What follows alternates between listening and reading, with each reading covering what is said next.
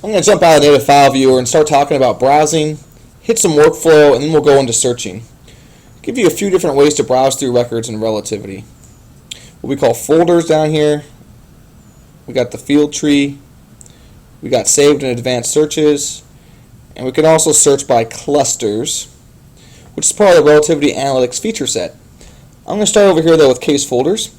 These are a little bit different than what you may be used to in other applications. And that's not a metaphor for the tagging and coding structure, but actually the physical location of the record in the system.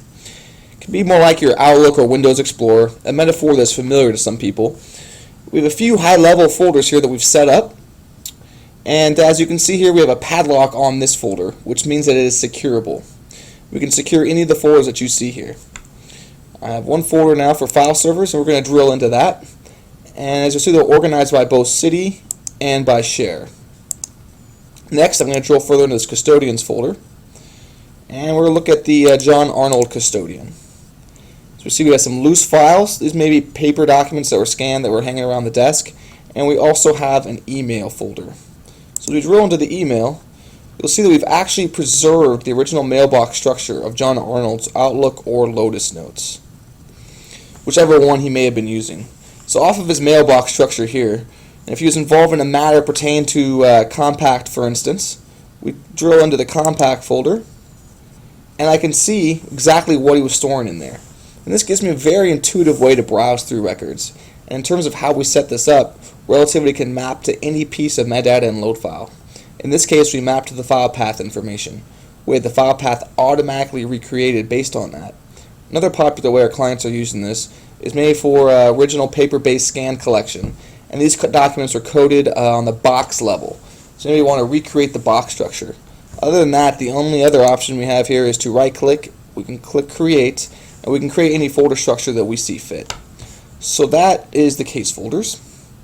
Next, we're going to go into the field tree. So come down here, click on the field tree, and the field tree is actually a metaphor for tagging and coding structure. And it is very intuitive as well. So for instance, maybe I can see something that has been tagged as part of someone's deposition kit. So we'll drill into the deposition kit folder, and we'll look further into Elliot's deposition kit.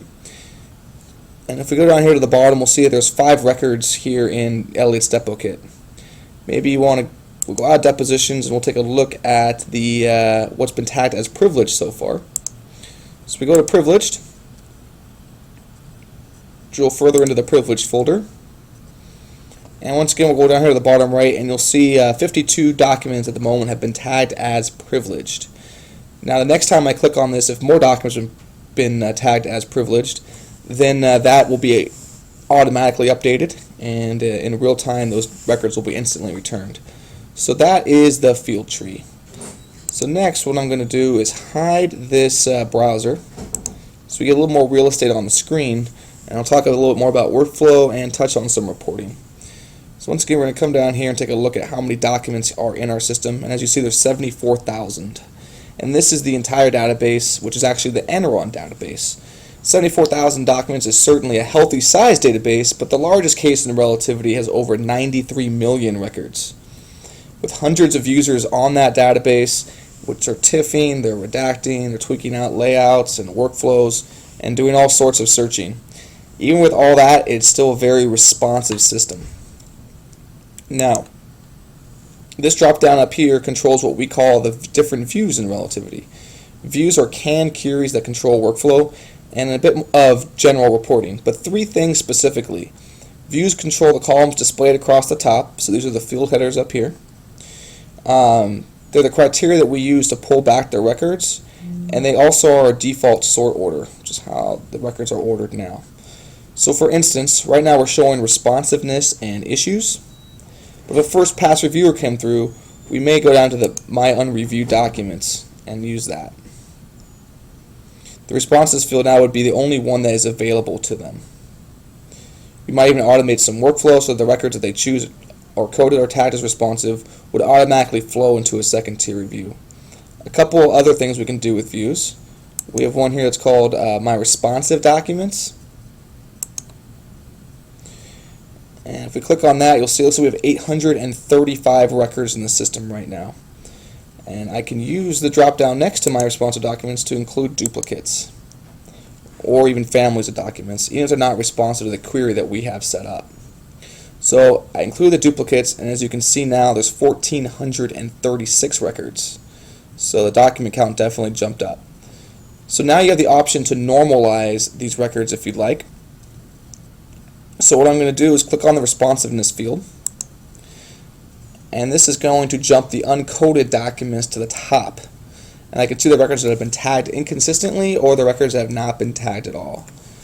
And again, these are exact duplicates of responsive documents. So I might want to normalize all these documents with a mass action.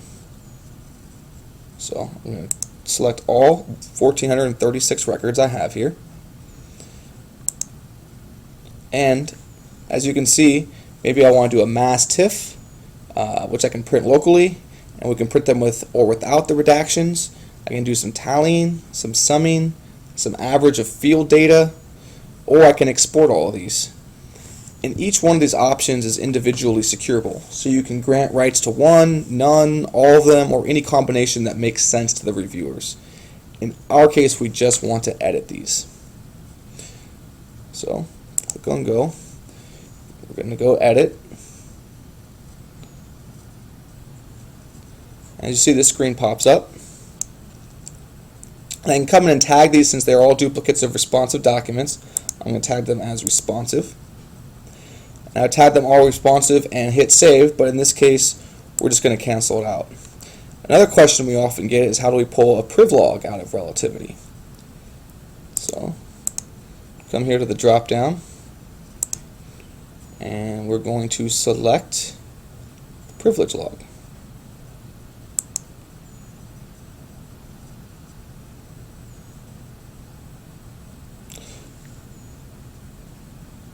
So again, as you see, it's just setting up another view here from our drop-down, and we have documents that have been tagged with privilege, with the fields that we have agreed upon to report. And with that, we can take another mass action. So we're going to click everything that's been checked, all 52 records. We are going to export to file this time, and click on Go. So a few different options for the export. We can export as a CSV, as a DAT, or as a Excel file. We definitely want to keep these all uniform, Unicode compliant, so we're going to run this, and I'm going to open up my Excel sheet so you can see the privilege log.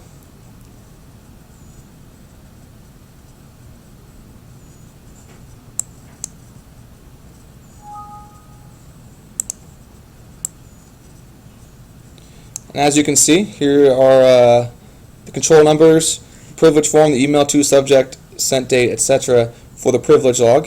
So here we can save and manipulate the privilege log from here, make any edits that may need to be done, and that is views inside of Relativity.